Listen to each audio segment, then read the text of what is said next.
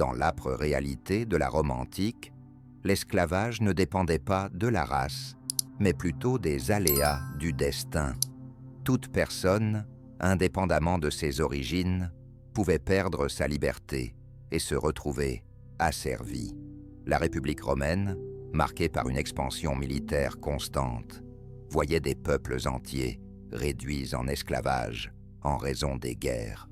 La conclusion de la Troisième Guerre punique illustre bien cette réalité. À la chute de Carthage, 50 000 Carthaginois furent vendus comme esclaves, effaçant de facto leur culture. Les généraux romains considéraient les captifs comme des ressources économiques et des leviers politiques, inondant ainsi le marché avec des prisonniers de guerre et excluant tout ennemi conquis d'une vie libre. Toutefois, la guerre n'était pas la seule source d'asservissement. La Méditerranée, alors gangrenée par le chaos, offrait aux pirates ciliciens la possibilité de prospérer en enlevant des milliers de personnes pour les revendre comme esclaves. Strabon, le géographe grec, relatait comment ces forbens terrorisaient les villes côtières, capturant femmes, hommes et enfants pour les vendre sur les marchés romains. Même au sein des frontières de Rome, la sécurité n'était pas garantie. Ceux qui ne pouvaient pas rembourser leurs dettes risquaient l'asservissement selon les lois romaines. Dans les cas les plus tragiques, même la naissance devenait un fardeau libérateur. La Lex Aelia Santia instaurait des normes strictes concernant le statut des esclaves. Tout enfant né d'une mère esclave était également voué à la servitude. Cette réalité était particulièrement visible lors des enchères d'esclaves à Rome, où les êtres humains étaient traités comme des marchandises, achetés et vendus comme du bétail. Les marchés aux esclaves de Délos, l'un des principaux centres de cette activité en Méditerranée, illustrèrent parfaitement cette vision. Selon les témoignages antiques, à son sommet, jusqu'à 10 000 esclaves pouvaient y être échangés en une seule journée, comprenant une majorité de prisonniers de guerre, de victimes de piraterie et d'enfants nés dans l'asservissement. Dépouillés de leur identité, ces hommes, femmes et enfants montaient sur des plateformes d'enchères, soumises à un examen déshumanisant semblable à celui d'animaux. Les acheteurs exigeaient une description complète des esclaves, mais la tromperie était fréquente. Cicéron évoque des marchands sans scrupules qui exagéraient les compétences d'un esclave ou cachaient ses problèmes de santé pour en accroître le prix. Les esclaves les plus recherchés, tels que les précepteurs grecs, scribes ou artisans, pouvaient atteindre des prix très élevés, tandis que les ouvriers et agriculteurs étaient souvent proposés en lot. Nombreux étaient ceux exposés nus pour permettre aux acheteurs d'évaluer leur force et leur apparence, comme l'a attesté Strabon. Certains arboraient des marques au fer rouge ou des tatouages, signalant des tentatives d'évasion antérieures ou une condamnation pour crime. Ces marchés symbolisaient l'accès à une existence de travail acharné, de punition, ou pour quelques-uns, une lueur d'espoir, de liberté. Cependant, pour la plupart, le moment de la vente aux enchères marquait le point où ils étaient relégués au rang d'objets aux yeux de Rome. La vie quotidienne des esclaves romains était marquée par un travail épuisant et incessant. Pour eux, chaque jour était régi par un labeur implacable, souvent cruel. Ceux qui travaillaient dans les latifundia d'Italie subissaient des conditions extrêmes, ces vastes exploitations agricoles appartenant à l'élite, reposant sur le dos de gangs d'esclaves responsables de la culture du blé, des olives et du raisin. L'historien romain Pline l'Ancien relatait que les esclaves des champs étaient contraints à travailler du lever au coucher du soleil, souvent sous le fouet des surveillants et enchaînés pour empêcher toute tentative d'évasion.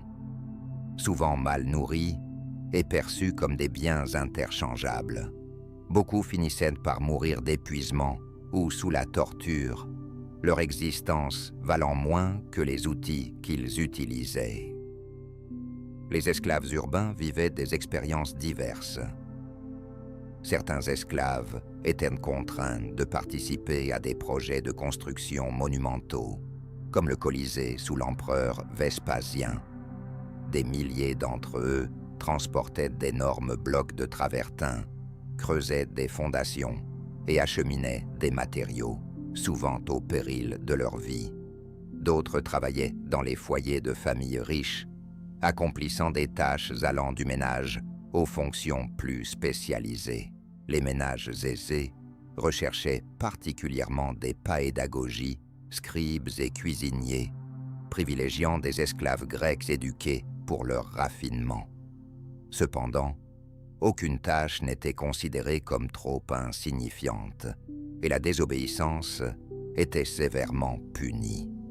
Quelle que fût leur position, la vie d'un esclave romain se caractérisait par un service constant et une soumission totale, sans garantie de dignité ni de repos. Punition et discipline, la brutalité des maîtres romains. À Rome, l'existence d'un esclave était dominée par la peur, car la loi ne leur offrait aucune protection face à l'autorité de leur maître.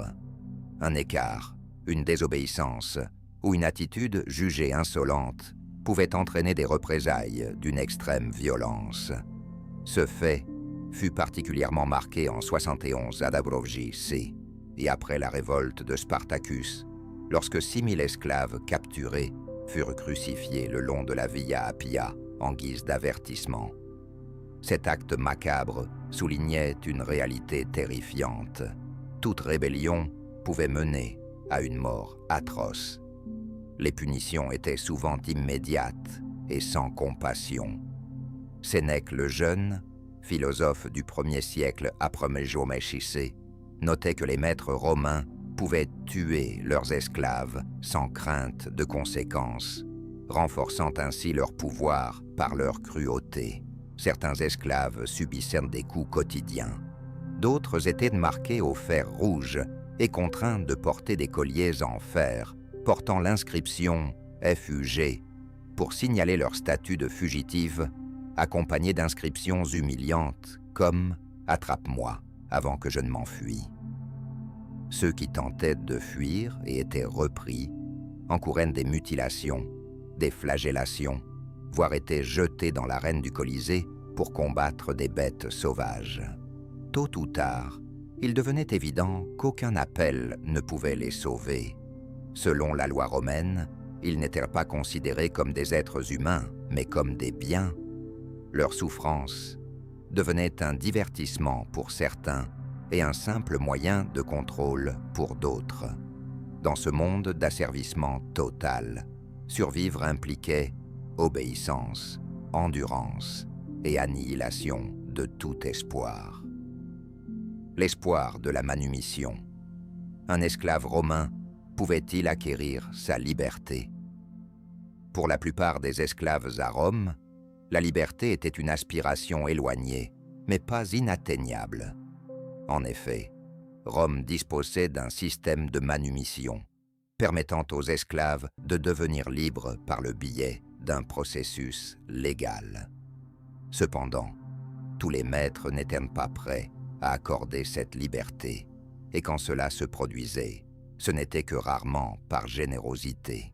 La Lex Fufia Caninia, promulguée sous Auguste, restreignait les affranchissements massifs, permettant à un maître de libérer seulement une part de ses esclaves à la fois, reflet de la crainte des élites romaines quant à l'émergence d'une classe d'affranchis susceptible de troubler l'ordre social. Pour ceux qui avaient la chance d'être affranchis, la cérémonie se déroulait souvent au temple de Féronia, sous l'autorité d'un magistrat. Certains obtenaient leur liberté suite à des années de service fidèle, tandis que d'autres pouvaient la racheter avec des économies tirées de maigres ressources ou des cadeaux. Malgré tout, les anciens esclaves étaient rarement perçus comme des égaux. Devenus libertis, ils demeuraient souvent liés à leurs anciens maîtres par des relations de clientèle, avec des obligations de loyauté. Certains, tels que Marcus Tullius Thyron, ancien esclave de Cicéron, parvinrent à se faire un nom. Thyron devint érudit et écrivain, créant même un système de sténographie. Toutefois, pour la majorité des affranchis, la lutte persistait. Ils ne parvenaient jamais à se défaire de l'empreinte de leur passé et étaient exclus des hautes fonctions politiques, demeurant confrontés à une société qui continuait de les mépriser. Cependant, par rapport à l'alternative d'une vie entière d'esclavage, la manumission représentait le seul espoir pour ceux qui subissaient l'institution la plus cruelle de Rome. L'esclavage romain s'inscrivait dans un système brutal, reposant sur la conquête, la cruauté et le contrôle. Auriez-vous pu vivre dans un monde où votre avenir dépendait des caprices d'autrui? Pensez-y. Qu'est-ce qui vous a le plus frappé dans l'esclavage romain? Était-ce les châtiments, le travail sans relâche ou les rares occasions d'acquérir sa liberté? Partagez vos réflexions dans les commentaires.